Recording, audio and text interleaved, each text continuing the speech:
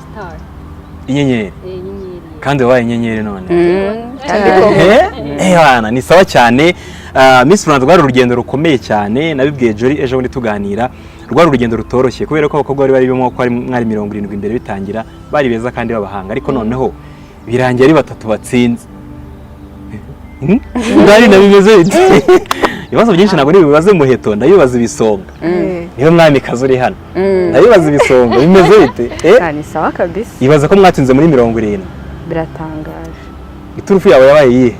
Subu navuga ngo yari shanjewe naratunguwe, reka icyo ngicyo manze ngihereho.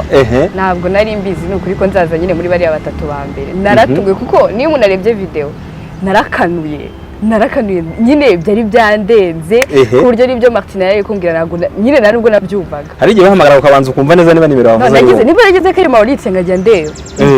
Basubiraho nimba basubiyemo ngo nimero 25 birancanga. Ngende bari popularity niyo nabonye yaragiye kugwa hasi Queen photogenic. Nawe yaratunyire twagiye dutungurwa kuko urabona hari competition idasanzwe, bose bari bashoboye ari beza bazi ubwenge kabisa.